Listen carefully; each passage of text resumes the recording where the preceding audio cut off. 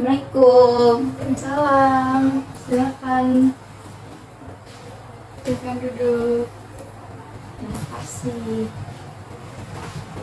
Ya, gimana duduknya udah nyaman? Sudah.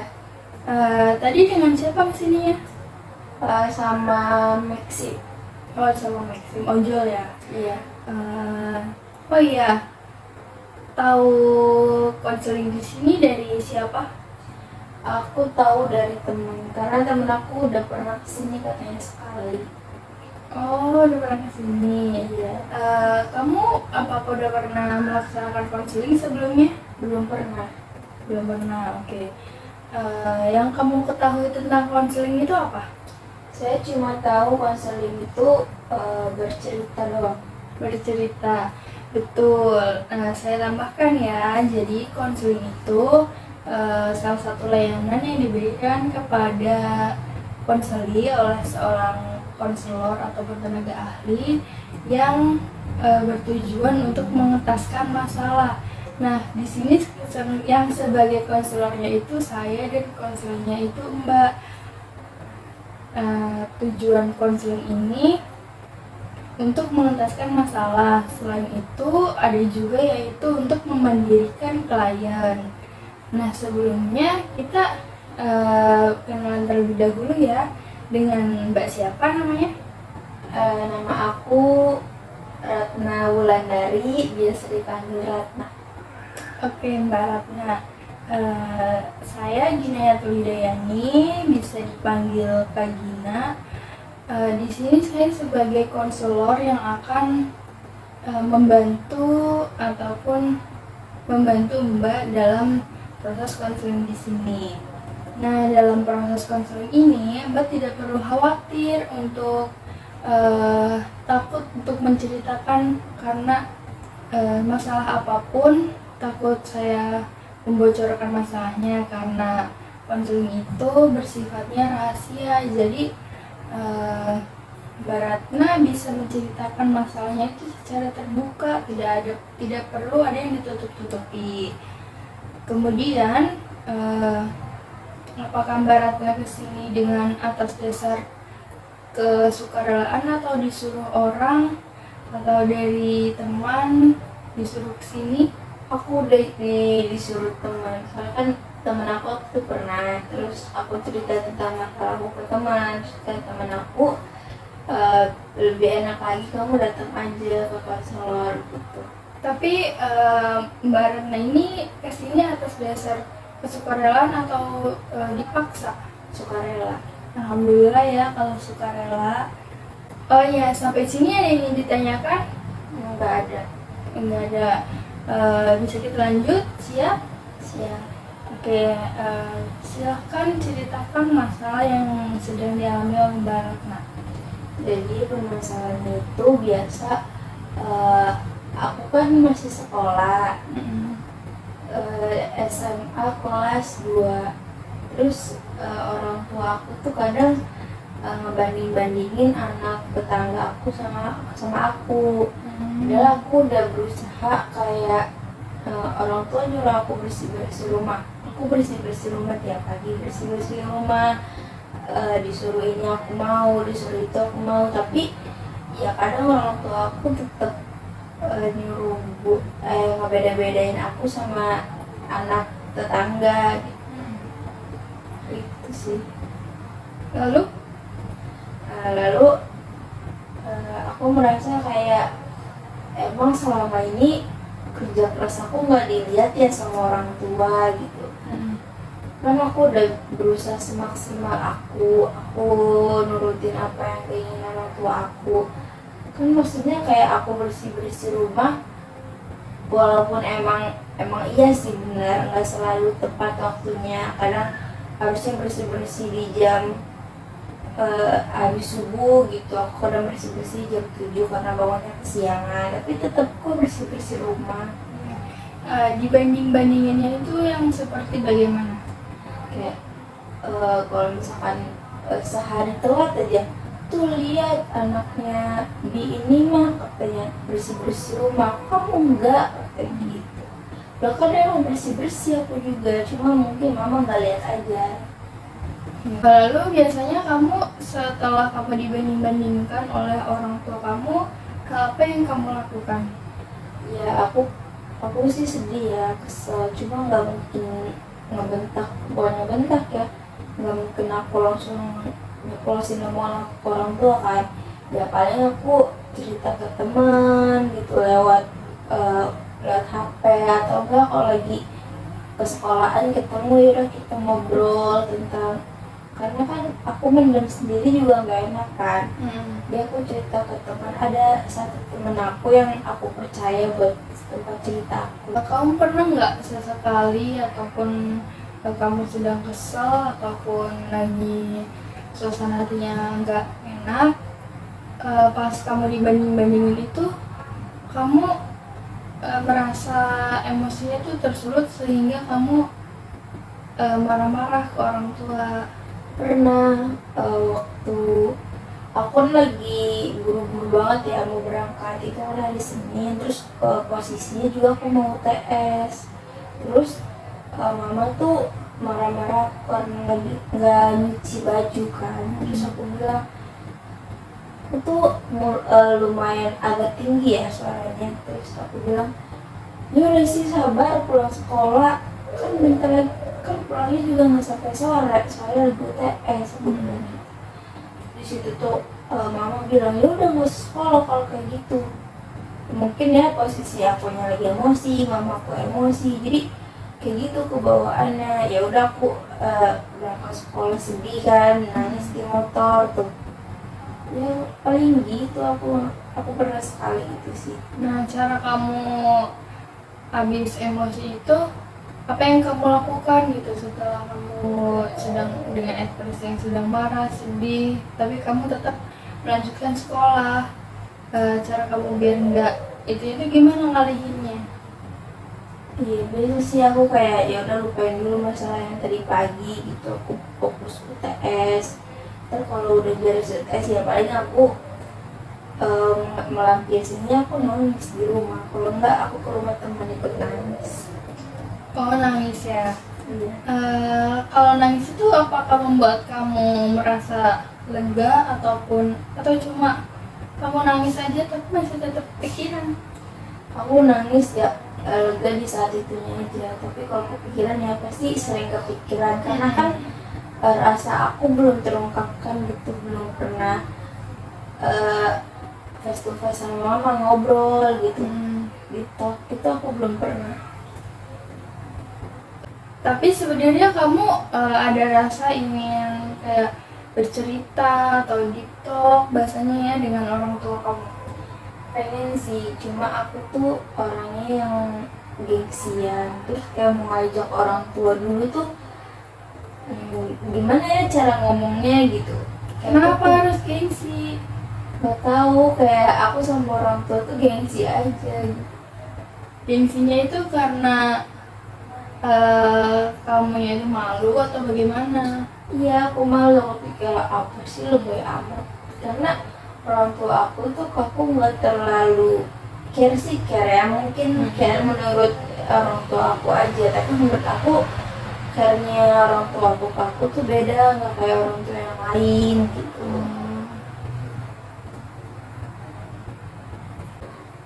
Nah, selain mama kamu, apakah ada gitu tuh saudara-saudara yang lain, ataupun cuma mama kamu aja yang ngebanding-bandingin, kalau saudara-saudara kamu enggak? Kalau bibi aku, paman aku sih enggak, terus ayah juga enggak, paling mama sama nenek. Kalau nenek juga kadang kayak gitu, aku lagi diem tiba-tiba ya diomelin. Terus kayak misalkan ada kotoran ayam di lantai, aku kan nggak lihat ya, terus kadang dimarahin tuh kotoran gak dibersihin gitu. Terus aku paling jawab, ya kan nggak tahu, belum keluar rumah gitu loh. Ya kadang nenek aku juga ngebanding-bandingin aku sama anak tetangga. Eh, biasanya kamu tuh kalau misalkan lagi dibanding-bandingin sama nenek kamu, sama ibu kamu, sama mam ya, eh, kan yang kamu lakukan itu cerita. Nah, setelah kamu dimarahin itu atau diomelin itu, kamu biasanya tetap di rumah, ngurung di kamar atau bagaimana? Nah, kalau masalahnya udah berat-berat banget, aku nggak bisa nampung sendiri gitu. Karena aku main ke rumah teman, tapi pasti aku izin sih. Pernah aku nggak izin, ya paling cuma dicat doang di mana gitu, gimana gitu kan. Jadi aku paling balas di rumah teman gitu. Ya emang benar rumah teman gitu, aku ceritanya ke rumah teman, cerita sama teman. Kalau nggak cerita juga paling ngumpul main-main gitu. Selain kamu cerita dengan teman, kamu apa pernah cerita sama siapa? Saudara kamu ataupun pacar mungkin? Ya aku biasa cerita ke cowok aku. Jadi di antara teman-teman aku paling dekatnya ke cowok aku. Dia tiap hari sih pasti kayak nanyain gimana kondisi di rumah, kayak gimana gitu. Jadi aku banyak ceritanya ke dia. Terus kadang juga kan aku beda sekolah ya sama dia. Kalau misalkan aku lagi sedih, kadang pulang sekolah aku dijemput, terus kata dia yaudah ayo keluar main kayak gitu. Terus?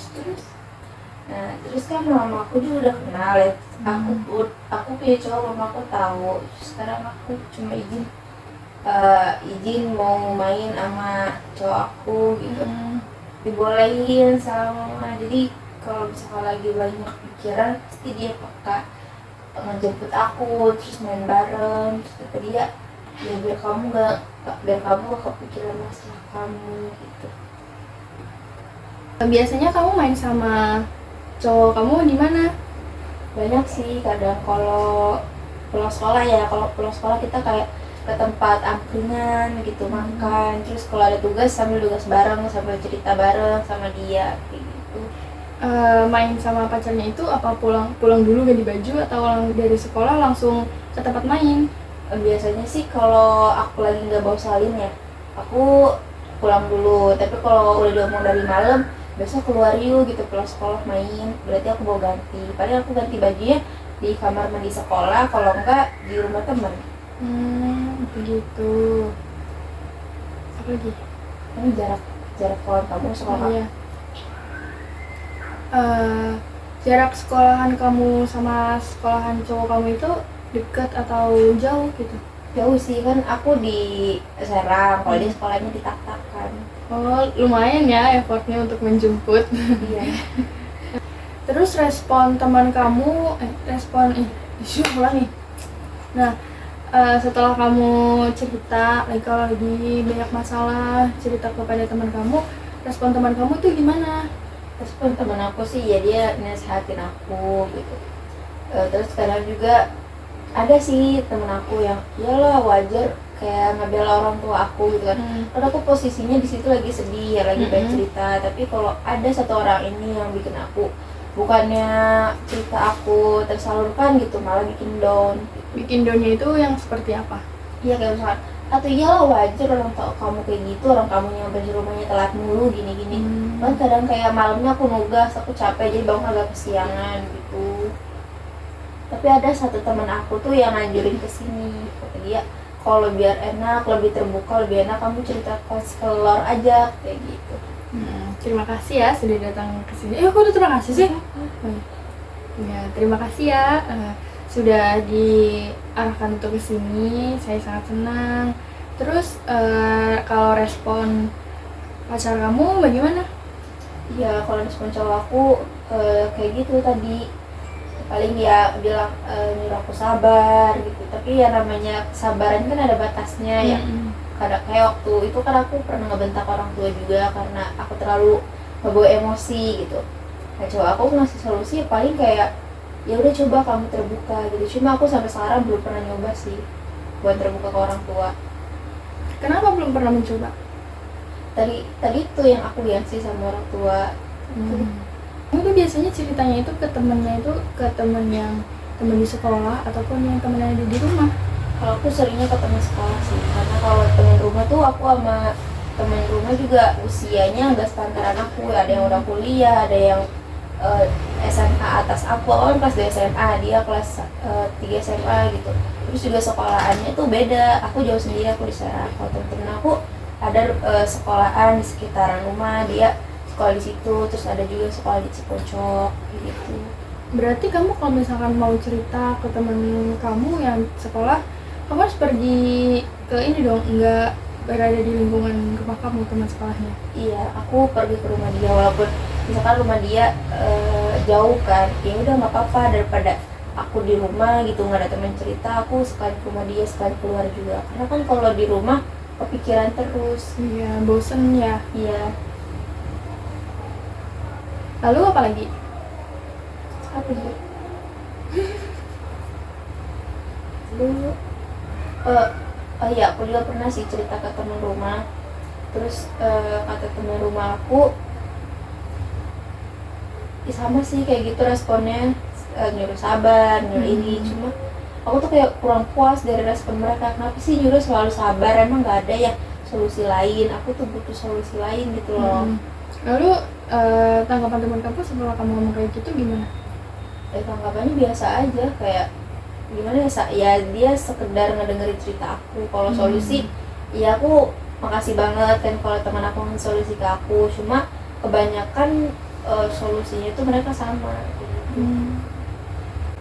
Tapi kamu pernah nggak sewaktu-waktu gitu tuh kamu lagi punya masalah punya masalah sendiri, kamu nggak bisa nyelesain sendiri, pengen cerita ke temen, tapi temennya itu nggak bisa, terus pacar kamu juga lagi nggak bisa, itu terus kamu bagaimana caranya? Aku cerita ke, aku punya saudara dari ayah, aku punya dia kan jaraknya lumayan jauh dari aku. Daripada aku cerita lewat WA, aku cerita masalah-masalah aku, karena kan posisinya kalau aku lagi punya masalah sama temen aku atau aku punya masalah sama pasangan, pasti nggak bisa ke mereka kan, takut pikir apa gimana. Jadi aku ceritanya ke sepupu aku. Berarti kalau misalkan lagi berantem juga sama temen ataupun lagi berantem sama cowok, berarti kamu ceritanya ke saudara kamu. Iya.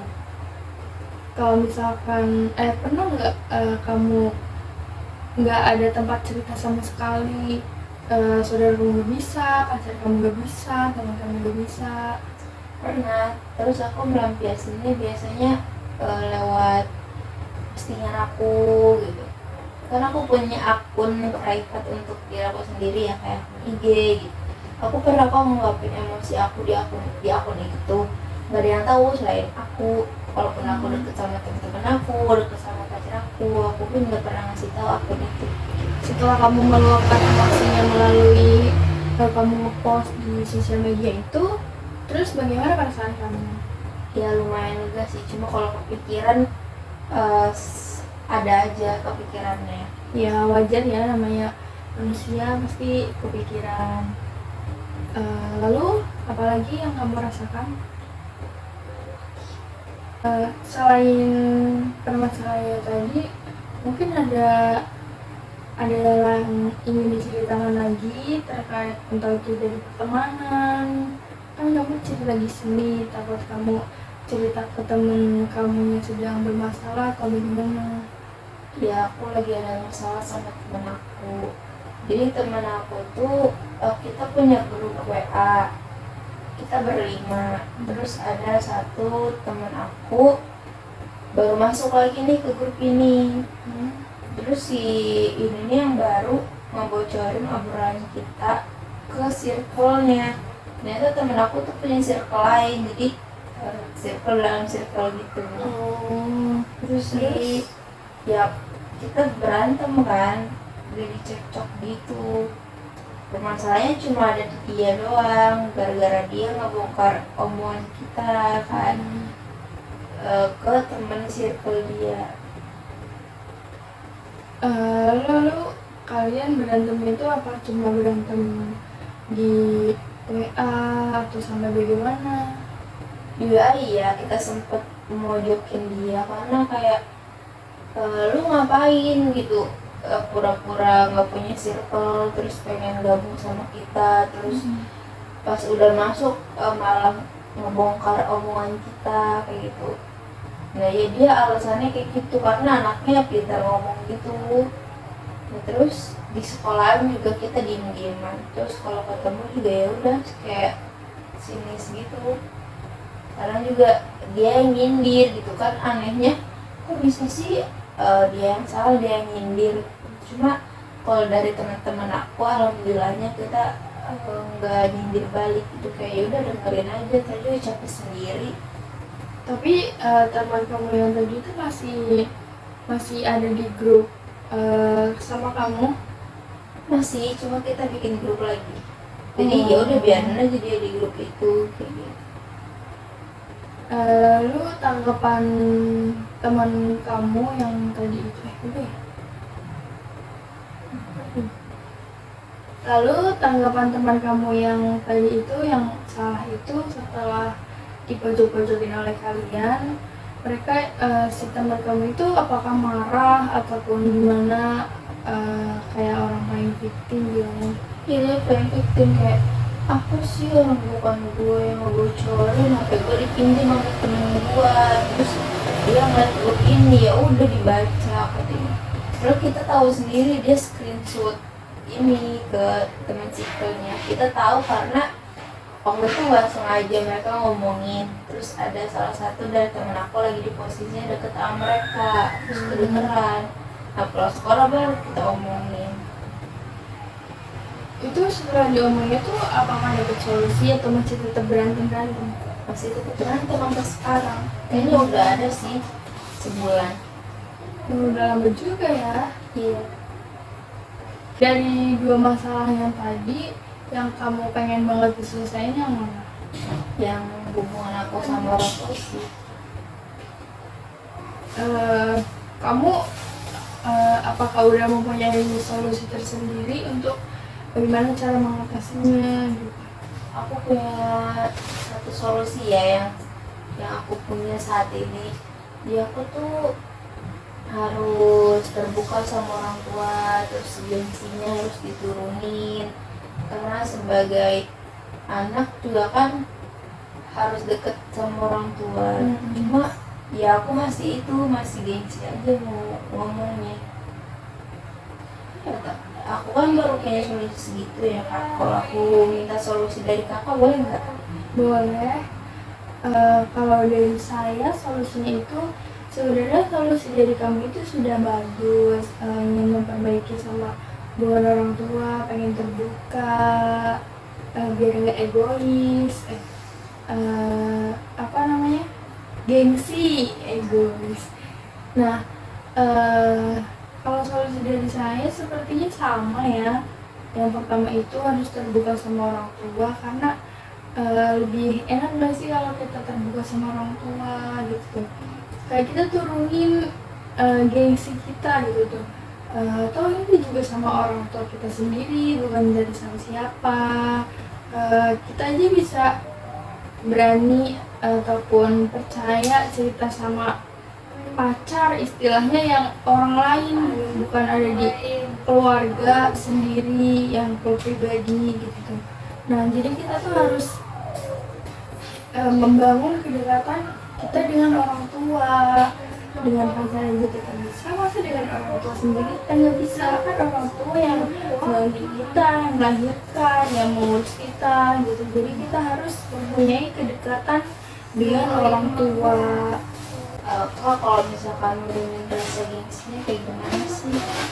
Cara menurunin rasa gengsi, dimulainya sih dari hal-hal kecil ya, kayak misalkan sebenarnya itu kembali lagi ke diri kita, ke niat kita harus merubah mindset kita yang tadi kita gengsi sama orang tua. Coba kamu bagaimana kok kamu bisa percaya sepenuhnya itu, bisa percaya maksudnya cerita pacar kamu yang notabene itu dia tuh hanya orang lain gitu tuh, meskipun udah masuk ke diri kita, maksudnya dari pacar gitu. Itu kamu kenapa nggak gengsi cerita sama dia? Karena mungkin diduluin ya, kan dia yang ngeduluin. Kalau misalkan orang tua aku tuh nggak pernah nanya-nanya juga kayak gimana sekolah aku, nggak pernah nanya, mungkin karena itu. Kalau misalkan orang tua aku ngeduluin, mungkin gengsi aku juga bisa hilang.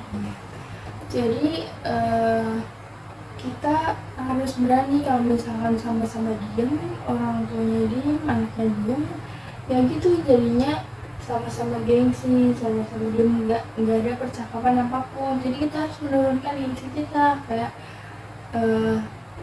dengan niat. Biasanya itu kan niat kan awal dari segalanya kan. Kalau kita udah niat misalkan hari ini saya pengen ini, coba deketin dulu orang tuanya pelan-pelan, kayak misalkan mah aku mau cerita gitu gini. Jadi kamu lihat respon orang tua kamu gimana. Kalau respon orang tua kamu baik, ya silakan. Kalau udah kayak gitu biasanya enak, kita untuk terbuka, cerita segala macam gitu. Bagaimana?